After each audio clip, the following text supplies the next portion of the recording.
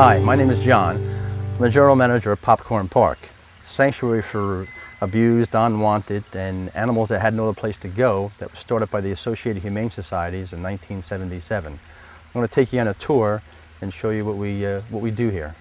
This is Boo Boo. She's about a 9-year-old North American black bear. She came to us about 8 years ago. She started life out in Iowa at a park that bred a lot of animals.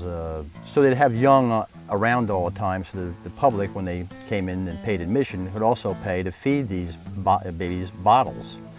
Boo Boo outgrew this, but not before she made a lot of money for, of course, the owner of the park. The owner had other plans after she got too big for drinking bottles, and took her into town, approached a car salesman, and actually used her as a down payment on a vehicle. Car salesman thought this was great, a lot of publicity. So Boo Boo made a lot of money for a lot of people. She was pretty exploited as a cub. Well, we found out about her, and no one's gonna make money on Boo Boo any longer. She can just sit here and relax and take in the sights. This is Bengali. He's a Bengal tiger that came from a so-called sanctuary in Texas about 3 years ago. You can see he's a big, robust tiger, but he always wasn't like that. When he came to us, he was basically emaciated. You could count the vertebrae on his back, his ribs. He had no will to live. When we transferred him from his crate into the den, he took about 3 or 4 steps and just basically laid down. Couldn't keep his food down. Pretty sick cat. Took about 2 months for him to start to get his strength back, and we worked a diet where he finally could keep it all down. And then from there, it was just a steady improvement. We noticed he didn't watch things properly when we did things, and brought an ophthalmologist in and found out that he was blind in his right eye also. So he's had a pretty tough life. We don't know how old he is. We assume he's pretty old just from the way he acts, so he's probably in his late teens. But he's got a number of good years left, and he's doing so much better here. He's one of our bigger cats now.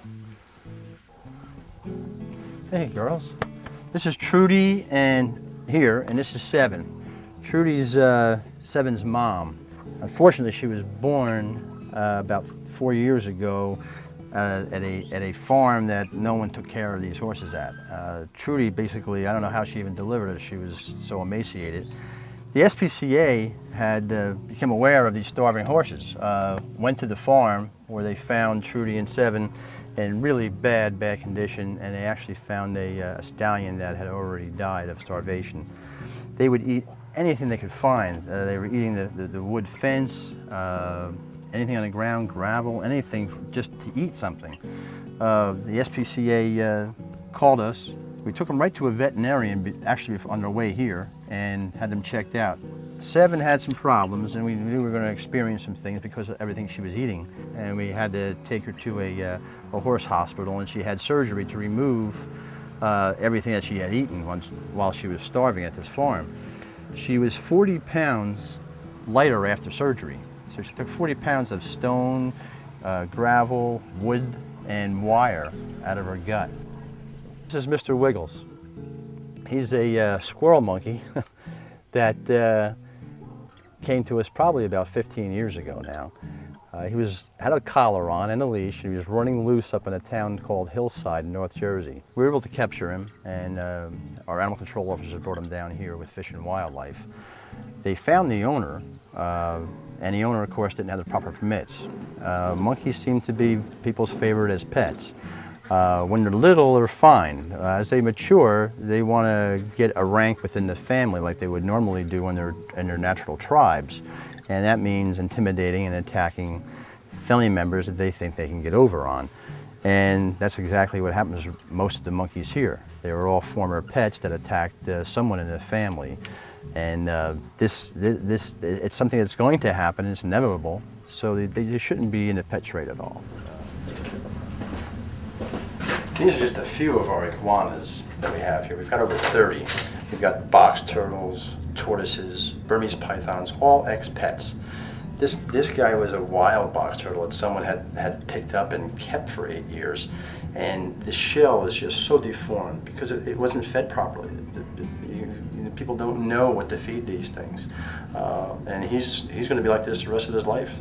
Hopefully he'll survive for a while or a long time, but he's never going to be right.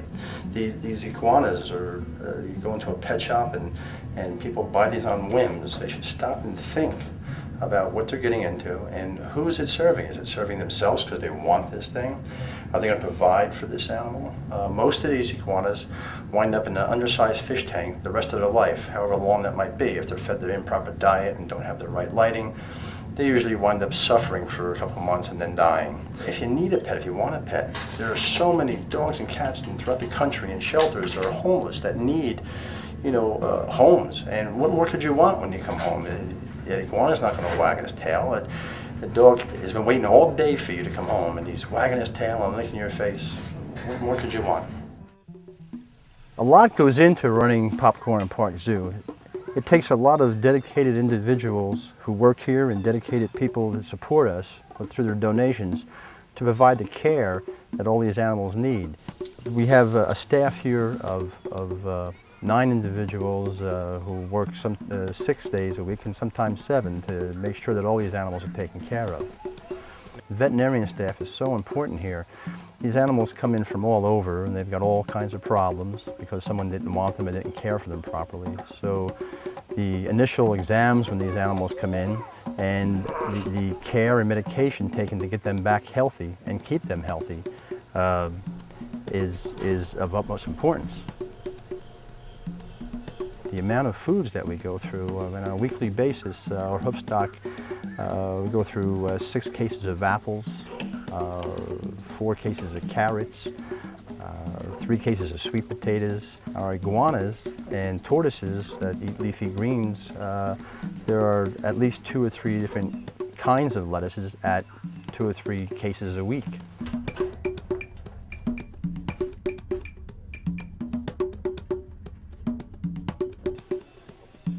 We use 250 pounds of corn a week just to feed the ducks and geese here. Another 200 pounds of seed for them along with our parrots and cockatiels that we have here. The tigers, cougars, and lions daily consume 70 pounds of meat.